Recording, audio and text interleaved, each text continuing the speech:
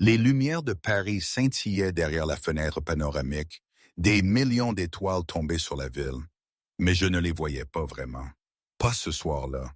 Je me sentais vide et en même temps, mon cœur battait comme un tambour fou. Sophie était partie, Pierre s'en était occupé. Et même si une partie de moi hurlait de culpabilité, la plus grande partie, celle que je n'osais pas regarder en face, était juste soulagée, libre.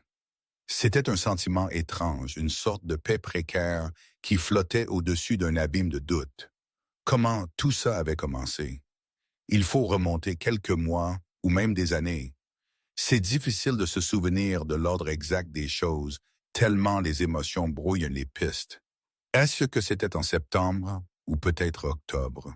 Franchement, la chronologie des événements est un détail, comparé à l'impact que tout cela a eu.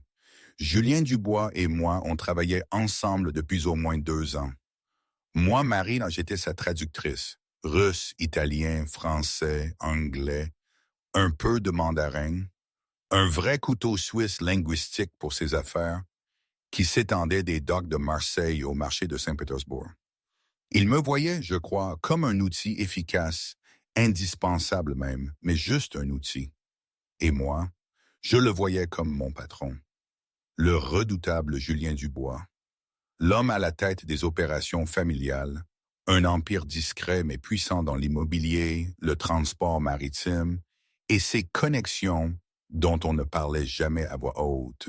Il était jeune pour son poste, seulement 35 ans, mais il avait une réputation d'acier, une intelligence froide et une aura d'autorité indéniable. Il portait toujours ses pulls à col roulé noir. Ça lui donnait un air de magnat de la tech, pas de boss de l'ombre. Et je me souviens d'avoir trouvé ça plutôt amusant ou peut-être juste intriguant. Je suis sûr que la première fois que nous nous sommes réellement vus, c'était ce soir-là, tard dans son bureau du 16e arrondissement de Paris. La réunion avec les clients de l'Est avait traîné, comme d'habitude. Il était presque minuit, et moi je faisais ce que je faisais toujours, traduire les derniers contrats, organiser les papiers. Je ne me suis jamais plainte des heures tardives, ni de rien d'ailleurs. C'était ma façon de survivre, de me rendre invisible, d'être irréprochable pour ne pas donner prise à Sophie. C'est ça, je n'avais jamais rien laissé paraître, jamais. Et c'est justement ce silence qui, rétrospectivement, aurait dû l'alerter ou au moins le faire s'interroger. Mais Julien était Julien, concentré sur ses affaires, et moi j'étais Marie, sa traductrice, et c'est tout. J'avais fini la dernière page. La négociation avait été délicate.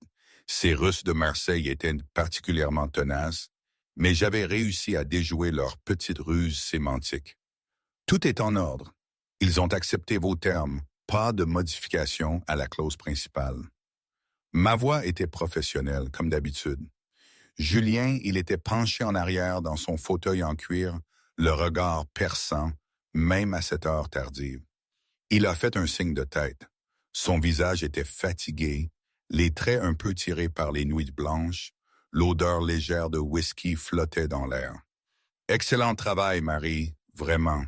Sans vous, ça aurait pu mal tourner. » J'ai esquissé un sourire, mais il n'a pas atteint mes yeux.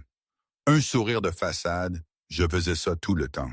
« Je ne fais que mon travail, Monsieur Dubois. Vous le faites exceptionnellement bien. » J'ai commencé à ranger les documents, à empiler les feuilles avec la précision compulsive que m'avait inculqué l'anxiété. C'est là que c'est arrivé. Ma manche a glissé en tendant le contrat final, et sous la lumière de sa lampe de bureau, des marques sont apparues sur mon poignet. Pas seulement celles toutes fraîches, un violet sombre, presque noir, mais d'autres, jaunâtres, anciennes, comme des cicatrices qui refusaient de s'estomper. Elles encerclaient ma peau pâle, comme un bracelet de violence, une histoire silencieuse que je m'évertuais à cacher. Son mouvement a été si rapide. Un éclair. Sa main a attrapé mon poignet, doucement, mais avec une fermeté qui m'a figé. Mon souffle s'est coupé. Qu'est-ce que c'est que ça? Sa voix était un murmure, mais je sentais la tension sous-jacente, quelque chose de dangereux. La panique m'a saisi, un froid glacial m'a traversé les chaînes. Mes yeux se sont écarquillés. J'ai essayé de me dégager, mais sa prise était douce et inébranlable. Ce n'est rien, monsieur Dubois, je me suis cogné. Un mensonge facile, que je répétais si souvent. Non, ça n'est rien du tout.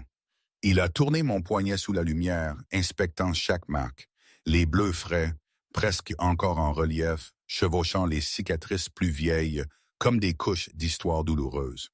Ce ne sont pas des accidents, Marie. Ces marques, ce sont des doigts. Quelqu'un vous a tenu assez fort pour laisser sa signature sur votre peau. Qui t'a fait ça? La question était un coup de poing fin. Ma gorge s'est nouée. S'il vous plaît, monsieur Dubois, je dois y aller. C'est allé. Mon mari va s'inquiéter. Le mot mari est sorti comme un souffle désespéré. Un réflexe. Julien, appelle-moi Julien. Il a levé les yeux, son regard rencontrant le mien, et j'ai vu une intensité, une colère retenue qui m'a fait frissonner. Il voyait ma peur, ma rage de vouloir fuir, de me cacher sous terre. Mais il ne lâchait pas mon poignet. Pas encore. Dis-moi qui t'a blessé. J'ai tiré mon bras de toutes mes forces. Cette fois, il m'a laissé partir. J'ai baissé ma manche d'un geste brusque, me suis précipité vers mon sac, mes mains tremblantes. Bonsoir, monsieur Dubois. À la semaine prochaine pour la réunion d'expédition. Et je suis parti, sans un regard en arrière, la porte se refermant doucement derrière moi. Je n'ai pas pu résister à l'envie de courir dans les couloirs, de fuir cet endroit, cette confrontation. Il savait que j'étais marié. Bien sûr, il l'avait vu, mon alliance en or l'avait entendu dans les quelques mentions que j'avais pu faire, sans jamais m'étendre. Mais il n'avait jamais cherché à savoir qui était Sophie Lefebvre, mon mari. Pourquoi l'aurait-il fait? On compartimentait nos vies, c'était de la règle tacite. Seulement, là je me doutais que cette règle venait d'exploser. Julien est resté debout devant la fenêtre, la nuit parisienne s'étirant sous ses yeux. Il a sorti son téléphone. Pierre Lemaire, son second, son bras droit depuis des décennies, a décroché au deuxième son. La voix de Pierre était toujours un peu rauque, alerte malgré l'heure avancée. « Patron, j'ai besoin d'infos sur quelqu'un. Le mari de Marie Dubois. Nom, adresse, tout. » Un silence, puis la voix de Pierre, plus grave. « La traductrice? »« Oui. Vous voulez me dire pourquoi? » « Parce que j'ai vu des marques sur son poignet, des marques de doigts. Je veux savoir qui il est et tout ce qu'il y a à savoir. Pour demain matin. » C'est fait. Pierre n'a pas posé d'autres questions. Il le connaissait trop bien. Julien n'a pas dormi de la nuit. Il a fait les 100 pas dans son immense appartement, ses pensées tourbillonnant autour de ses bleus, de la peur dans mes yeux. Le dossier est arrivé par mail crypté à 6 heures du matin. Sophie Lefebvre, 32 ans. Mariée à Marie Dubois il y a 2 ans à la mairie du 19e, une petite cérémonie. Travaillait de façon sporadique dans le bâtiment, avait des antécédents de bagarres, d'ivresse sur la voie publique. 2 petites amies qui avaient déposé des plaintes pour des ordonnances restrictives, qui avaient mystérieusement disparu avant d'atteindre le tribunal. Il y avait même mes dossiers médicaux. Fracture du poignet l'année dernière, côte d'Oasis il y a 6 mois, d'innombrables visites aux urgences pour des accidents qui peignaient un tableau très clair. Julien a lu le dossier 3 fois, la rage montant en lui à chaque ligne. Ce n'était pas juste la colère, c'était une fureur glaciale qui menaçait de déborder. Il a rappelé Pierre. « Tu as lu le dossier que tu m'as envoyé? »« Oui, patron. »« Alors tu sais ce que je vais te demander. Vous voulez qu'il disparaisse? » Ce n'était pas une question. « Pas encore. D'abord, je dois parler à Marie, elle doit comprendre. Mais oui, Pierre, à terme, je veux que Sophie Lefebvre disparaisse, tranquillement, définitivement. Pas de corps, pas de traces. Tu peux gérer ça? » Vous savez que je peux, mais patron, vous devriez peut-être y réfléchir, s'immiscer dans la vie privée d'une employée. Ce n'est pas juste une employée. Julien l'a coupé net. J'y ai déjà réfléchi. Ça va se faire. Je dois juste le faire bien. Il a raccroché 7 heures du matin, trop tôt pour m'appeler. Il m'a envoyé un SMS. Au bureau aujourd'hui, 10 heures, affaire importante. Ma réponse est venue 5 minutes plus tard. Je serai là. Les 3 heures suivantes ont été un enfer pour Julien. Il a répété mentalement ce qu'il allait dire. Comment il allait me convaincre, moi, une femme visiblement prisonnière d'un mariage toxique, que je pouvais lui faire confiance, qu'il me protégerait, que partir était possible. Il avait négocié avec des familles rivales, désamorcé des guerres potentielles, conclu des accords de millions d'euros. Mais cela lui semblait infiniment plus important et infiniment plus terrifiant. Il ne négociait pas pour un territoire ou un profit. Il négociait pour ma vie. Je suis arrivé pile à 10 heures, vêtu d'un pantalon gris, d'une blouse crème, mes cheveux blonds cirés en chignon impeccable. Professionnel, comme d'habitude. Il a dû voir que mon maquillage sur ma pommette était un peu trop épais, dissimulant un autre bleu. Et mes manches longues, malgré la douceur d'octobre, devaient trahir ma prudence. Monsieur Dubois, je me suis assise à ma place habituelle en face de son bureau. Qu'aviez-vous besoin de discuter? Julien ne s'est pas assis. Il a contourné le bureau, s'est appuyé dessus, maintenant une distance entre nous, mais rendant clair que ce n'était pas une réunion de travail ordinaire. J'ai fait enquêter sur votre mari hier soir. Toute couleur a fui de mon visage. Mon sang s'est glacé. Vous quoi? Sophie Lefebvre, ouvrier du bâtiment quand il travaille, ce qui n'est pas souvent. Des antécédents de violence, 2 ordonnances restrictives qui ont mystérieusement disparu, des dossiers hospitaliers pour vous qui ressemblent à un manuel sur la violence domestique. Sa voix était neutre, factuelle, sans émotion, et c'est ce qui était le plus glaçant. Je sais qu'il vous fait du mal, Marie. Je sais qu'il vous fait du mal depuis presque tout votre mariage, et je veux vous aider à vous en sortir. Je me suis levé brusquement, ma main tremblante. Vous n'aviez pas le droit d'enquêter sur ma vie privée. Vous avez raison, je n'avais aucun droit, mais j'ai vu ces bleus et je n'ai pas pu laisser passer. Il a fait un pas de plus vers moi avec prudence. Depuis combien de temps vous frappe-t-il? Ça ne vous regarde pas. Marie. Non, ma voix s'est brisée. Vous ne comprenez pas. Vous ne pouvez pas comprendre. C'est mon mariage, ma vie, mon problème. C'est devenu mon problème dès que j'ai vu ce qu'il vous fait. Vous travaillez pour moi. Vous êtes sous ma protection, que vous le réalisiez ou non. La voix de Julien s'est adoucie. Je peux vous aider. J'ai des ressources que vous ne pouvez pas imaginer. Des planques, des avocats ou de la sécurité, tout ce dont vous avez besoin pour vous éloigner de lui. J'ai ri, un rire brisé, amer. Vous croyez que je n'ai pas essayé de partir? Vous croyez que je reste juste parce que je le veux? Alors pourquoi? A demandé Julien doucement. Aidez-moi à comprendre. Je suis restée silencieuse pendant un long moment, la gorge serrée. Quand j'ai enfin parlé, ma voix n'était qu'un murmure. Parce qu'il a raison. Je ne suis rien sans lui. Je suis trop faible pour survivre seul. Où irais-je? Que ferais-je? Je ne suis qu'une traductrice. Je ne suis personne. J'ai senti quelque chose se déchirer dans ma poitrine. Marie, regarde-moi. J'ai obtempéré, mes yeux verts embués de larmes non versées. Vous êtes la personne la plus brillante avec qui j'ai jamais travaillé. Vous parlez 5 langues couramment.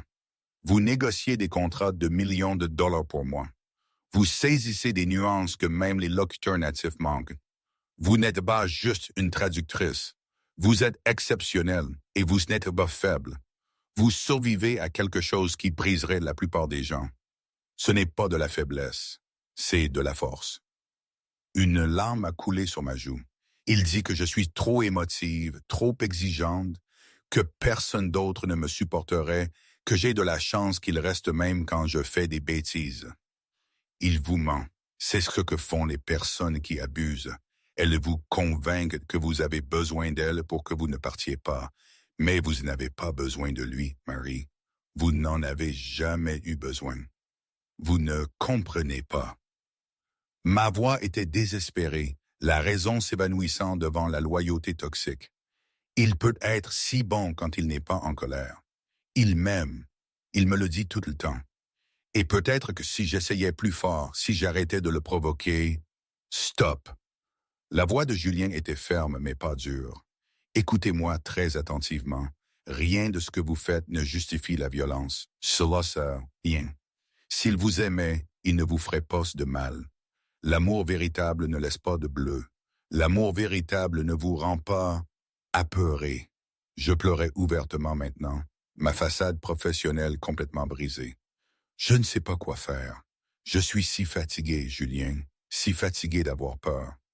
Il voulait me prendre dans ses bras, le voyait dans son regard, vouloir me promettre que tout irait bien, qu'il arrangerait tout. Mais il savait aussi que cela franchirait une ligne pour laquelle je n'étais pas encore prête. Au lieu de cela, il a gardé ses distances et a parlé avec une certitude absolue. Voici ce qui va se passer.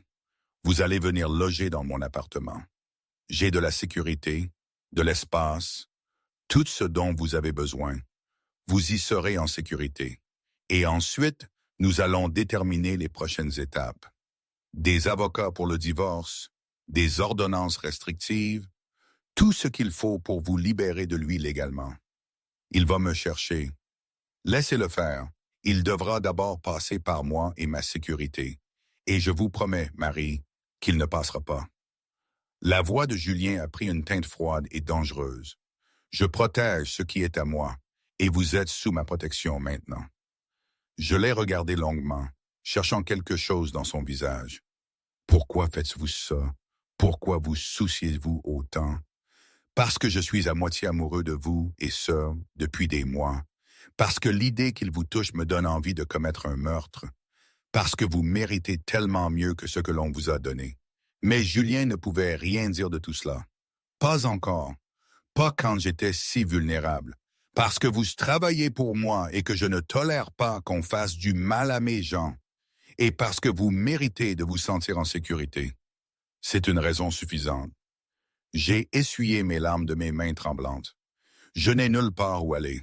Alors, vous venez avec moi maintenant. Nous allons récupérer vos affaires de votre appartement pendant que Sophie est au travail et vous restez chez moi. Pas d'argument. J'ai hoché la tête lentement. J'ai senti le moment exact où j'ai pris la décision de lui faire confiance. C'était terrifiant et courageux, et il a su que je l'étais, même si je ne le savais pas encore moi-même. Nous sommes allés chercher mes affaires dans l'SUV noir aux vitres teintées de Julien, conduit par un de ses hommes. L'appartement que je partageais avec Sophie était au 4e étage d'un immeuble qui avait connu des jours meilleurs quelque part en banlieue, près de Saint-Denis. Julien m'a envoyé avec 2 de ses gardes. Il a préféré rester dans la voiture pour guetter, je suppose. J'y suis resté 20 minutes, en ressortant avec 2 valises et un sac à dos, le visage pâle mais déterminé. « C'est tout ce qui compte pour moi », ai-je dit en chargeant mes sacs dans le coffre. Appeler l'appartement de Julien un appartement était un euphémisme colossal. Il occupait tout le dernier étage d'un immeuble qu'il possédait, dans le 16e. Des baies vitrées s'ouvraient sur le bois de Boulogne. L'espace de vie était décoré dans des lignes épurées et modernes, avec des meubles coûteux. Il y avait 3 chambres, chacune avec sa propre salle de bain. Julien n'avait jamais eu besoin d'autant d'espace. Il vivait seul, avait toujours vécu seul, gardait sa vie personnelle soigneusement séparée de son travail et des relations amoureuses qui pouvaient devenir des complications. Mais en me faisant visiter l'appartement, en me montrant la chambre d'amis qui serait la mienne, Julien a réalisé que la compagnie ne le dérangeait pas. En fait, il me voulait là. Voulait savoir que j'étais en sécurité derrière son système de sécurité et ses gardes. Voulait me voir le matin et l'entendre bouger dans son espace. C'était probablement quelque chose qu'il devrait examiner plus attentivement, mais plus tard. Pour l'instant, je devais me sentir en sécurité. C'est magnifique, ai-je dit, en regardant la chambre d'amis avec son grand lit et sa vue sur la ville. Julien, c'est trop. Ce n'est pas assez. Il a posé mes valises à l'intérieur de la porte. Installez-vous. Reposez-vous si vous en avez besoin. J'ai des appels à passer, mais je serai dans mon bureau si vous avez besoin de quoi que ce soit. Merci. Je l'ai regardé avec une sorte d'émerveillement. Je ne sais pas pourquoi vous êtes si gentil avec moi, mais merci. Julien voulait me dire que la gentillesse n'avait rien à voir là-dedans, que ses motivations étaient bien plus compliquées et égoïstes que la simple charité. Mais au lieu de cela, il a simplement hoché la tête et m'a laissé seul pour décompresser. Dans son bureau, il a appelé Pierre. Elle est ici, dans mon appartement. Le mari va remarquer qu'elle est partie. Je compte dessus. Je veux qu'il vienne la chercher. Mais Pierre, quand il le fera, je veux que tes gars soient prêts. Je ne veux pas qu'ils s'approchent à moins de 30 mètres de cet immeuble. Compris? Compris. Vous voulez qu'on s'occupe de lui définitivement maintenant? Pas encore. J'ai besoin de parler à Marie d'abord, m'assurer qu'elle est prête pour ce que cela signifie. Mais bientôt, très bientôt. Julien a passé le reste de l'après-midi à travailler, à passer des appels, à revoir des contrats, mais son esprit continuait de vagabonder vers moi, dans la chambre d'amis. Il se demandait si j'allais bien, si je regrettais déjà, si j'avais peur. Vers 18 heures, il est sorti de son bureau et m'a trouvé dans la cuisine, fixant son réfrigérateur d'un air amusé. Vous n'avez rien là-dedans, à part du whisky, de l'eau pétillante et ce qui pourrait être des restes moisis. Julien a presque souri. Je ne cuisine pas. C'est évident. J'ai fermé le réfrigérateur et me suis tourné vers lui. Laissez-moi faire le dîner. J'ai besoin de faire quelque chose de mes mains, sinon je vais devenir folle. Vous n'avez pas à... S'il vous plaît, laissez-moi me sentir utile. Alors Julien a commandé des courses livrées et j'ai cuisiné pendant qu'il était assis à l'îlot de cuisine et me regardait faire. J'ai préparé des pâtes faites maison, mes mains se déplaçant avec une efficacité que la pratique seule peut donner. Julien a réalisé qu'il voyait d'un côté de moi qu'il n'avait jamais vu auparavant.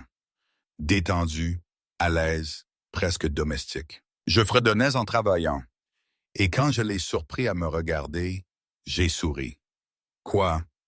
Rien, juste en train d'apprécier de voir quelqu'un utiliser ma cuisine.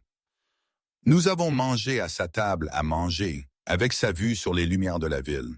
Et pour la première fois depuis des années, l'appartement de Julien ressemblait moins à un appartement de célibataire stérile qu'à un foyer. Nous avons parlé de choses faciles, des films que nous aimions, des livres que nous avions lus, des endroits où nous voulions voyager. Je lui ai raconté mon enfance avec mes parents immigrants russes à Montreuil, d'apprendre des langues parce que j'aimais la façon dont elles ouvraient des mondes différents. Julien m'a parlé d'hériter de l'entreprise de son père trop jeune, de la pression de devoir être à la hauteur d'un héritage tout en essayant de moderniser les opérations. C'était la soirée la plus normale que Julien ait vécue depuis des années et il ne voulait pas que ça se termine. Après le dîner, nous sommes allés au salon et je me suis blotti sur son canapé avec un verre de vin, mes chaussures enlevées, l'air plus à l'aise que je ne l'avais jamais été. La vue du bois de Boulogne s'étendait derrière moi et Julien a pensé que j'avais ma place ici, dans son espace, dans sa vie. Je peux vous demander quelque chose? Ai-je dit après un moment. Tout ce que vous voulez. Pourquoi avez-vous vraiment enquêté sur Sophie? Était-ce juste parce que vous avez vu les bleus ou y a-t-il autre chose? Julien a considéré sa réponse avec attention. Les bleus sont ce qui m'a fait agir. Mais si je suis honnête, je m'inquiétais pour vous depuis un moment. Vous êtes toujours professionnelle, toujours compétente, mais il y a cette tristesse dans vos yeux que je ne pouvais pas comprendre. Et vous ne parlez jamais de votre vie personnelle, jamais de bonheur. Je me suis dit que ce n'était pas mes affaires, mais quand j'ai vu ces bleus, je n'ai plus pu l'ignorer. Vous êtes observateur. C'est comme ça que j'ai survécu aussi longtemps. J'ai été silencieuse un instant, faisant tourner mon vin dans le verre. Sophie n'était pas toujours comme ça. Quand nous nous sommes rencontrés il y a 3 ans, il était charmant, attentif. Il m'a fait sentir spécial, comme si j'étais la seule personne au monde qui comptait. Nous nous sommes mariés vite, peut-être trop vite, et pendant les premiers mois, c'était bien. Qu'est-ce qui a changé? Je ne sais pas trop. Il a perdu son travail, a commencé à boire plus, est devenu jaloux de mon travail, du temps que je passais à traduire. Il disait que je me souciais plus de mon travail que de lui. On se disputait et il s'excusait, promettait de faire mieux. Puis c'est arrivé la première fois. Il m'a poussé pendant une dispute et je suis tombé. Il était tellement désolé après, il a pleuré, m'a supplié de lui pardonner, a dit que ça n'arriverait plus jamais. J'ai ri amèrement. C'est arrivé 2 semaines plus tard, et puis ensuite ça a continué. Pourquoi n'êtes-vous pas parti? A demandé Julien doucement. Parce qu'il m'a convaincu que je ne pouvais pas, que j'étais trop faible, trop dépendante, trop imparfaite. Il me disait tous les jours à quel point j'avais de la chance qu'il me supporte, que personne d'autre ne voudrait de moi, que je provoquais sa colère et le poussais à faire des choses qu'il ne voulait pas faire. Au bout d'un moment, j'ai commencé à le croire. J'ai commencé à penser que j'étais peut-être le problème, que si j'essayais plus fort, si j'étais meilleur, je ne le mettrais pas en colère. Ma voix s'est éteinte. Ça a l'air stupide maintenant, dit à voix haute. Ce n'est pas stupide. C'est ce que font les agresseurs. Ils vous brisent systématiquement jusqu'à ce que vous ne fassiez plus confiance à votre propre jugement. C'est de la manipulation psychologique et c'est tout aussi destructeur que la violence physique. Je l'ai regardé avec surprise. Vous comprenez ces choses? Je l'ai déjà vu. Pas dans ma vie personnelle, mais dans mon travail. Le pouvoir, le contrôle, la manipulation, ce sont des outils que les gens utilisent pour obtenir ce qu'ils veulent. Sophie les utilise sur vous. La différence, c'est que vous vous en sortez. Vous êtes ici. Cela a demandé une force incroyable. Je ne me sens pas forte, je me sens terrifiée. Terrifiée et forte ne sont pas mutuellement exclusives. En fait, faire quelque chose même si vous êtes terrifié est la définition du courage. J'ai souri et quelque chose de chaud s'est déployé dans la poitrine de Julien. Il voulait m'embrasser, voulait me serrer contre lui et promettre qu'il ne laisserait plus jamais personne me faire de mal. Mais c'était trop tôt. J'avais besoin de temps pour guérir, pour me rappeler qui j'étais sans la voix de Sophie dans ma tête. Alors, au lieu de cela, Julien a simplement souri en retour et a changé de sujet, gardant les choses légères jusqu'à ce que je bâille et annonce que j'allais me coucher. « Dors bien », a dit Julien. « Et Marie, tu es en sécurité ici, je te le promets. » Je vous crois. Moment de réflexion de Marie. « Attendez, je dois faire une pause ici. Toute cette situation, avec Julien, avec Sophie, c'était d'une absurdité totale et en même temps si réelle. Je veux dire, imaginez, un homme comme Julien, avec tout son pouvoir, sa richesse, son réseau, qui s'immisce dans la vie privée de son employé. Dans mon ancienne vie, la vie normale, on aurait dit qu'il avait perdu la tête, qu'il ne fallait pas faire confiance à un homme comme ça, surtout quand il promettait la lune. Mon père disait toujours, « Marie, méfie-toi de ce qui semble trop beau pour être vrai. » Il parlait des marchés, des fausses promesses des commerçants véreux. Mais cette fois, c'était différent. C'était trop beau, oui, mais je le sentais d'une authenticité effrayante. Je ne savais pas quoi en penser. Était-ce de l'amour, de la pitié, un désir de contrôle masqué, ou simplement son sens aigu de la justice à sa manière brutale? Honnêtement, même aujourd'hui, je ne peux pas dire avec certitude ce qui le motivait au début. Mais j'étais tellement à bout, tellement vide, que cette main tendue, aussi mystérieuse soit-elle, était mon unique encre. Et puis, qu'auriez-vous fait à ma place, si terrifié, si perdu? Retour à l'histoire, donc. 3 jours plus tard, Sophie s'est montrée. Les agents de sécurité de Julien l'ont appelé à minuit pour signaler que Sophie Lefebvre était dans le hall, ivre et agressif, exigeant de voir sa femme.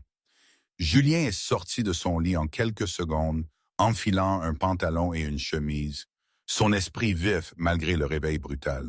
« Gardez-le dans le hall, ne le laissez pas monter, je descends. » Il a vérifié sur moi d'abord, me trouvant éveillé dans ma chambre, assis sur le lit avec les genoux repliés sur ma poitrine, ayant clairement entendu le vacarme de l'appel de la sécurité. « Il est là, ai-je chuchoté. Il est dans le hall. Il ne montera pas ici. Je vais m'en occuper. Julien, il est dangereux quand il est ivre. Moi aussi. » La voix de Julien était glaciale. « Reste ici. Verrouille la porte. Ne sors pas avant que je vienne te chercher. » Il a pris l'ascenseur jusqu'au hall où il a trouvé Sophie maintenue entre deux de ses crumbs. L'homme était plus petit que Julien, peut-être 1,75 m, avec le genre de carrure que donne le travail manuel, mais qui commençait à s'attendrir autour de la taille. Ses yeux étaient injectés de sang, son haleine sentait la bière bon marché, et il y avait un regard sauvage, désespéré sur son visage, qui le rendait dangereux et pathétique à parts égales. « Où est-elle » a balbutié Sophie. « Où est-ce ma femme? Je sais qu'elle est ici. Quelqu'un l'a vue entrer avec toi. » Julien s'est approché lentement, les mains dans les poches, projetant une autorité calme. « Votre femme vous a quitté. Elle ne reviendra pas. Acceptez-le et passez à autre chose. »« C'est ma femme. Elle n'a pas le droit de partir comme ça. Qui diable es-tu pour la garder loin de moi? L'homme qui vous dit de vous éloigner tant que vous le pouvez encore. » La voix de Julien est devenue mortelle. « Vous ne verrez pas Marie ce soir, ni aucune autre nuit. Elle est sous ma protection maintenant. Si vous essayez de revenir ici, si vous essayez de la contacter, si vous faites quoi que ce soit d'autre qu'accepter que votre mariage est terminé, vous le regretterez.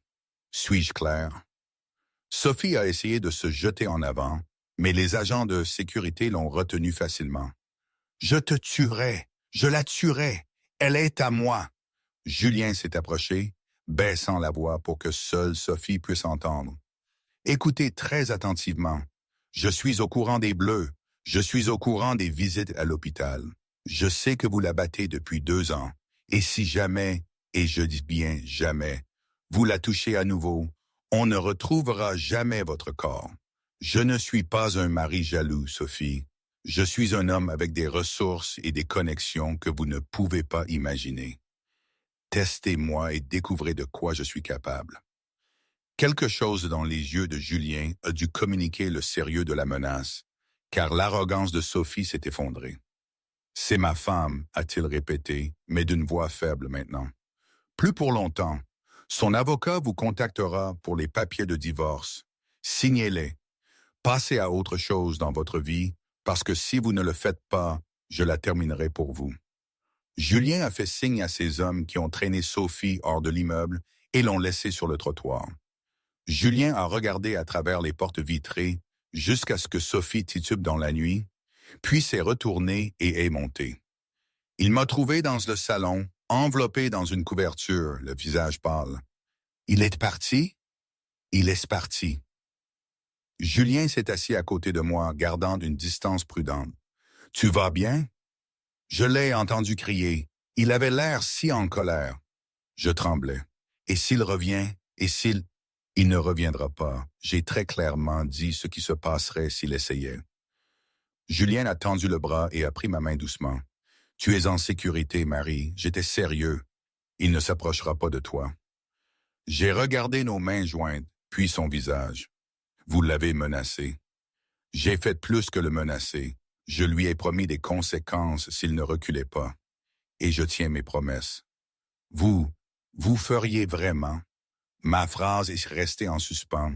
« Pour te protéger? Oui, sans hésitation. » Julien m'a serré la main. « Je sais ce que je suis, Marie.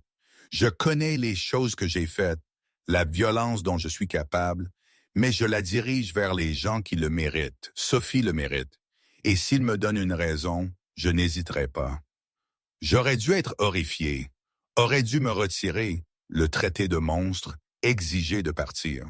Au lieu de cela, je me suis blotti contre lui, posant ma tête sur son épaule, et j'ai murmuré « merci ».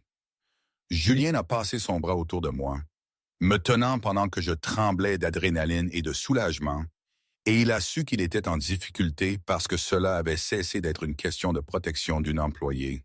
C'était devenu personnel, d'une manière qui compliquait tout. Il tombait amoureux de moi. Il était probablement tombé amoureux de moi depuis le premier jour où j'étais entré dans son bureau 2 ans plus tôt, avec mon accent russe parfait et mes yeux verts perçants. Et maintenant que j'étais là, chez lui, dans ses bras, il ne savait pas s'il pourrait jamais me laisser partir. Le lendemain matin, Julien a passé un appel qu'il planifiait depuis l'instant où il avait vu mes bleus. « Pierre, c'est le moment. Vous voulez que je m'occupe de Sophie Lefebvre? Oui, fais ça proprement. Fais en sorte que ça ressemble à un accident ou à une disparition. Je ne veux pas de répercussions sur Marie. » C'est fait. Vous voulez connaître les détails? Non, je veux juste savoir quand ce sera fini. Julien a raccroché et est allé faire du café, me trouvant déjà dans la cuisine, vêtu d'un jean et d'un de ces vieux pulls qui m'avaient été prêtés. Il était trop grand pour moi, les manches pendant jusqu'à mes mains, et j'avais l'air incroyablement jeune et vulnérable. « Bonjour », ai-je dit doucement. « Bonjour, comment avez-vous dormi? »« Mieux que prévu. Votre lit est confortable. » J'ai versé du café et ajouté du lait, me déplaçant dans sa cuisine comme si j'y étais à ma place. « Qu'est-ce qui se passe maintenant? » « Maintenant, vous prenez le temps de guérir. Voyez un thérapeute spécialisé dans la récupération après un abus. Découvrez qui vous êtes sans la voix de Sophie dans votre tête. » Julien s'est appuyé contre le comptoir. « Et vous continuez à travailler pour moi si vous le souhaitez. Rien n'a à changer professionnellement. » Tout a déjà changé. Je l'ai regardé par-dessus ma tasse de café. Je ne peux pas faire semblant de n'avoir qu'une relation professionnelle. Pas après tout ça. Non, a acquiescé Julien. Je suppose que non. Nous sommes restés là dans la lumière du matin, la ville s'éveillant dehors, et quelque chose a basculé entre nous. C'était trop tôt pour que quoi que ce soit se passe réellement. J'avais besoin de temps et d'espace pour récupérer, mais la conscience était là maintenant, reconnue et réelle. Julien, oui, pourquoi faites-vous vraiment tout ça? Et s'il vous plaît, ne dites pas que c'est juste parce que je travaille pour vous. Je ne suis pas stupide. C'est plus que ça. Julien a posé son café et m'a regardé directement. Vous voulez la vérité? S'il vous plaît. Parce que je tiens à vous. J'ai tenu à vous depuis plus longtemps que ce n'est probablement approprié étant donné notre relation professionnelle. Je respecte votre intelligence, j'admire votre force et j'apprécie votre compagnie plus que celle de quiconque dans ma vie. Et quand j'ai vu ces bleus, quand j'ai réalisé que quelqu'un vous faisait du mal, je ne pouvais pas le supporter. Pas vous, jamais vous. Mes yeux se sont remplis de larmes. Julien, vous n'avez rien à dire. Vous ne me devez rien. Je vous aide parce que vous méritez de l'aide, peu importe ce que je ressens. Mais vous avez demandé la vérité, alors la voici. J'ai posé mon café et j'ai traversé la cuisine jusqu'à l'endroit où il se tenait. Puis lentement, lui laissant le temps de reculer s'il le voulait, j'ai levé les mains et j'ai encadré son visage. Je tiens à vous aussi, depuis longtemps, mais je pensais que je n'avais pas le droit. J'étais marié et vous étiez mon patron et cela semblait impossible. C'est toujours compliqué, je sais, mais je ne veux plus l'ignorer. Je ne veux plus faire semblant. J'ai caressé sa pommette avec mon pouce. Quand je serai prête, quand j'aurai guéri et que je me serai retrouvé, pourrons-nous essayer? Pourrons-nous voir ce que cela pourrait être? Julien a couvert mes mains des siennes. Nous pouvons prendre tout le temps dont vous avez besoin. Je n'irai nulle part. J'ai souri et c'était le premier vrai sourire qu'il m'avait vu faire depuis mon arrivée. Bien. L'appel est arrivé 3 jours plus tard. La voix de Pierre était factuelle. C'est fait. La voiture de Sophie Lefebvre a été retrouvée au quai d'Austerlitz. Pas au d'accord, mais les preuves suggèrent qu'il est tombé à l'eau. La police parle d'un suicide probable. Son taux d'alcoolémie était exorbitant. Un lien avec nous? Aucun. Plus propre que ça, tu meurs. Bon travail. Julien a raccroché et m'a trouvé dans le salon, lisant un livre qu'il m'avait recommandé. J'ai levé les yeux quand il est entré et, d'une manière ou d'une autre, sans qu'il dise quoi que ce soit, j'ai su. Il est parti, n'est-ce pas? Il a disparu. La police pense qu'il est mort. Probablement noyé au quai. Je suis restée silencieuse pendant un long moment. Mon visage était illisible. Puis j'ai dit, je devrais me sentir coupable. Une bonne personne se sentirait coupable. Vous n'êtes coupable de rien. Vous n'avez pas demandé cela. Non, mais je ne suis pas triste non plus. Je suis soulagé. Est-ce que cela fait de moi une mauvaise personne? Julien s'est assis à côté de moi. Cela fait de vous un être humain. Il vous a terrorisé pendant 2 ans. Vous ne lui devez pas de chagrin. J'ai posé ma tête sur son épaule. Je suis libre. Vraiment, vraiment libre. Oui, vous l'êtes. Nous sommes restés assis là ensemble pendant que le soleil se couchait sur le bois de Boulogne et Julien m'a tenu pendant que je digérais tout. Le soulagement, les émotions complexes, le début de la guérison.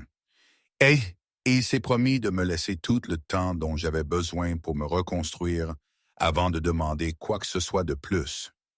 Les semaines sont devenues des mois. J'ai commencé à voir un thérapeute spécialisé dans la récupération après violence domestique.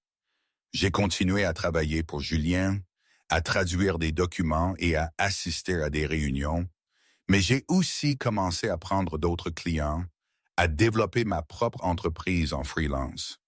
Je reprenais mon indépendance, ma confiance, mon estime de moi. Julien m'a regardé me transformer, passant de la femme effrayée et incertaine qui était arrivée dans son appartement à quelqu'un de plus fort, de plus sûr, de plus pleinement elle-même.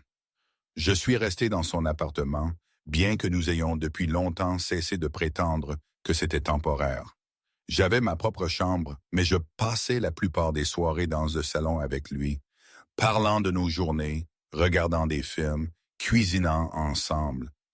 Nous étions tombés dans une domesticité facile qui semblait naturelle et juste. Et lentement, avec prudence, la relation entre nous a évolué. Elle a commencé par de petits contacts. Ma main sur son bras quand je riais à quelque chose qu'il disait, ses doigts écartant mes cheveux de mon visage, nos jambes se touchant lorsque nous étions assis sur le canapé. Puis cela a progressé vers des contacts plus longs, plus délibérés. Julien me tenant la main pendant que nous marchions dans le jardin du Luxembourg. Je m'appuyais contre lui pendant que nous regardions un film, son bras autour de mes épaules, ma tête sur sa poitrine. Nous dansions autour de l'attraction évidente, tous deux conscients, tous deux attendant le bon moment. Ce moment est venu un soir froid de décembre, 3 mois après mon emménagement. Nous étions dans la cuisine, préparant le dîner ensemble, quand j'ai soudainement arrêté de couper des légumes et les regarder. Julien, il s'est retourné de la cuisinière. Oui, je suis prête. Il n'a pas eu à demander ce que je voulais dire. Il pouvait le voir dans mes yeux, dans la façon dont je me tenais, dans la certitude de ma voix. J'étais prête, prête à avancer, prête pour plus. Es-tu sûr? A-t-il demandé quand même, car c'était trop important pour être précipité. Je suis sûr, je le suis depuis des semaines. Je sais qui je suis maintenant. Je connais ma propre force et je sais ce que je veux. J'ai traversé la cuisine et je me suis tenu devant lui, assez près pour que je puisse sentir son parfum, voir les éclats dorés dans ses yeux verts. Je te veux, Julien.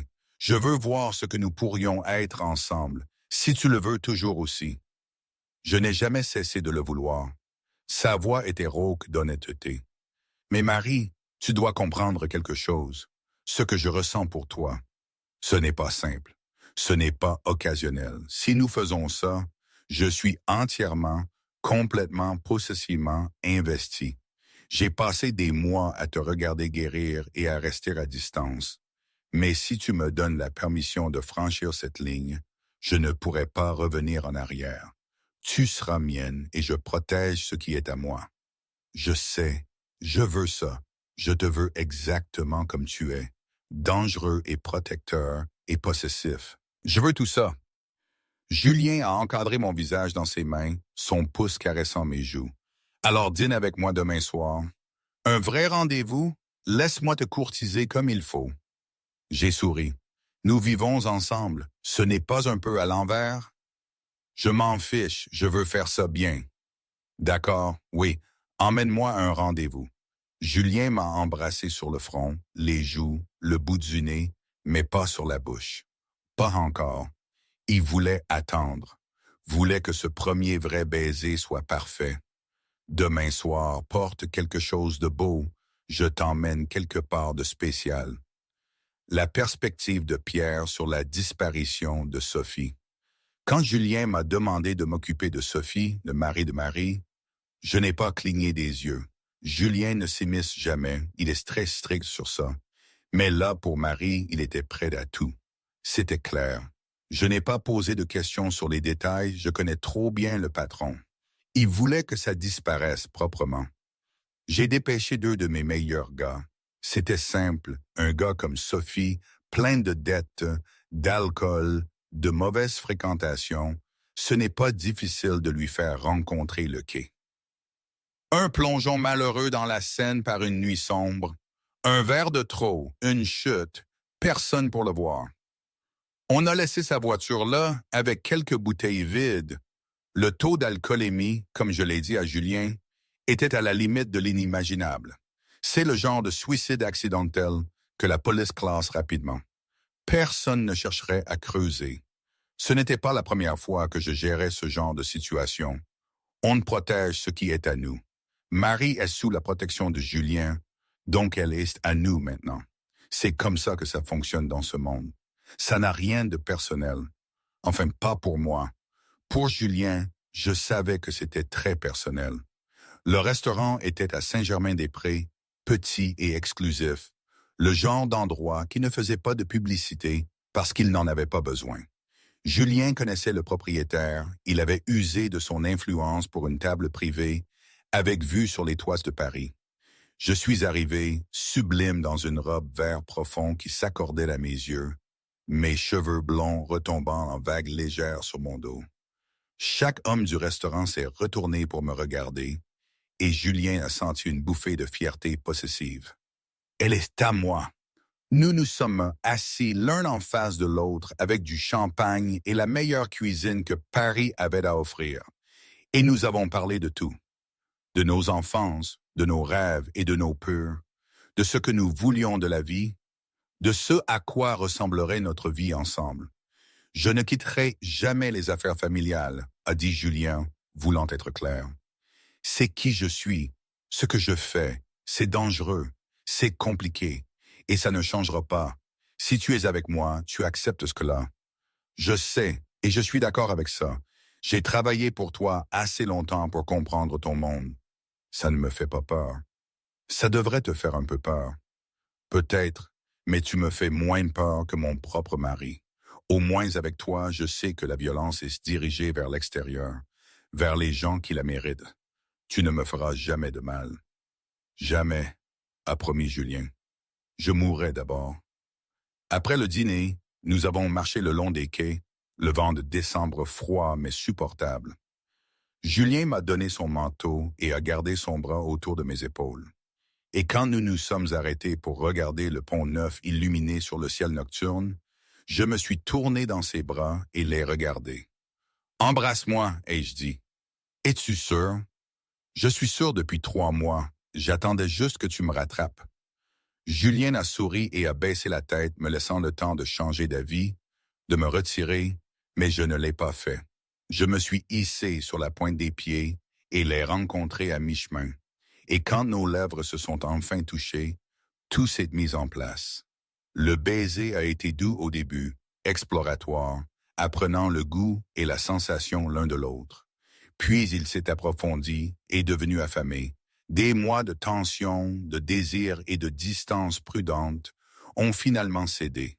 Quand nous nous sommes enfin séparés, tous deux haletants, j'ai souri. Il t'en a fallu du temps. Je voulais que ce soit parfait. Ça l'a été. J'ai tiré vers moi pour un autre baiser et Julien a su qu'il était complètement, irrévocablement perdu.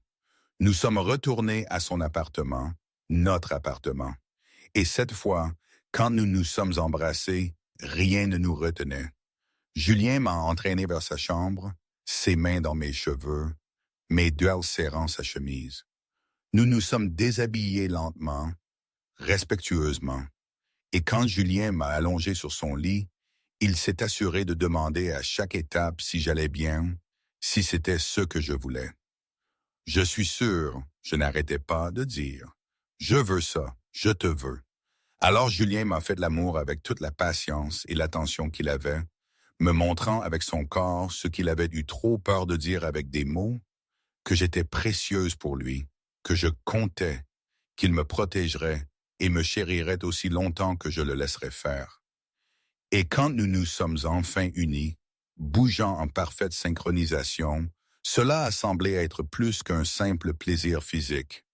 Cela a semblé être rentrer à la maison. Après, blotti dans ses bras, ma tête sur sa poitrine, j'ai tracé les cicatrices sur ses côtes et j'ai dit « Je t'aime ». Le cœur de Julien s'est arrêté. « Quoi? Je t'aime. Je suis tombée amoureuse de toi depuis que tu as vu ces bleus et que tu as exigé de savoir qui m'avait fait du mal.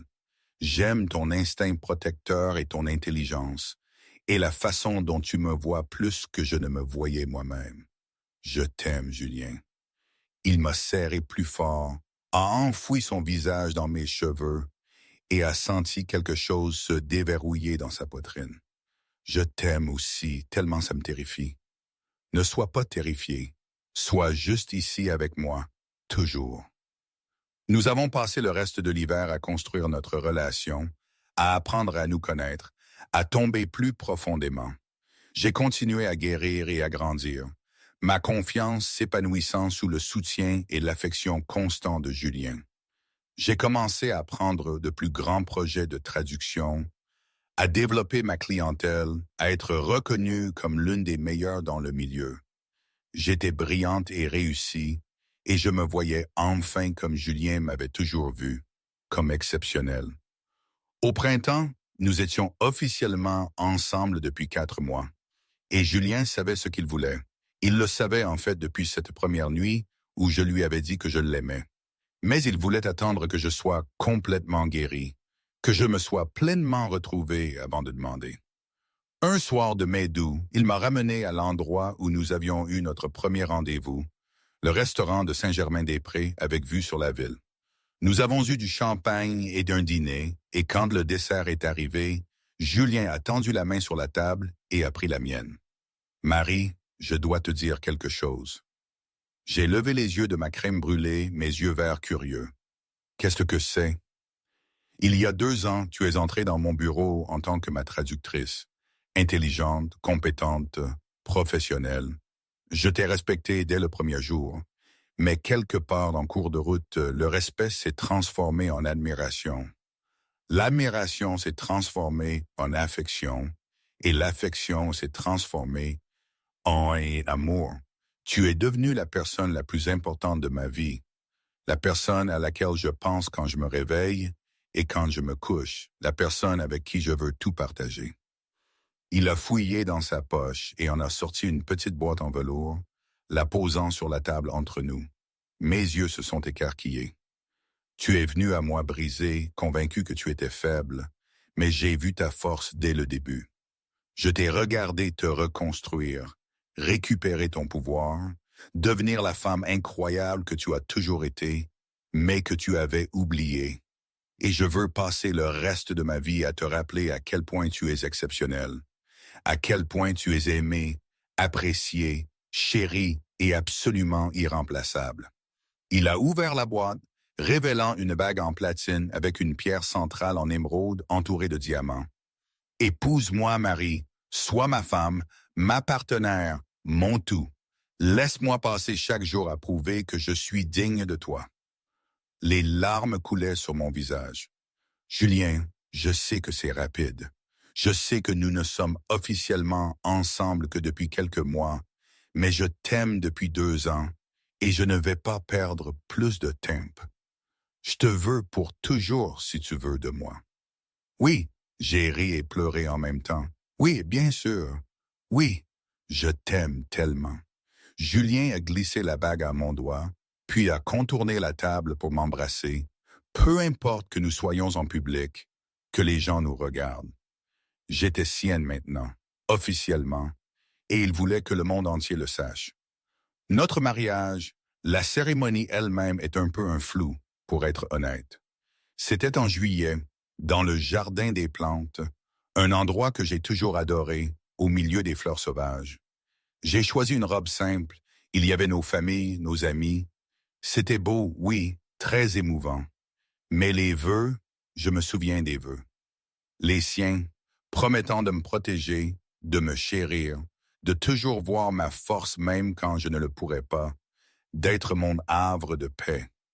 Les miens, promettant de lui faire confiance, de le soutenir, de l'aimer sans peur et complètement. C'est ça qui comptait vraiment. Le père de Marie avait pris Julien à part lors de la réception. Prendre soin de ma fille et mon garçon, elle en a déjà trop vu. Je le ferai pour le reste de ma vie.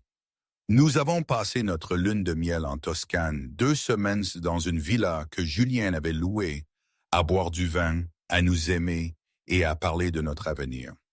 Nous voulions des enfants éventuellement, voulions construire une vie ensemble qui était à la fois liée aux affaires de Julien et séparée de celle-ci. Je continuerai à traduire.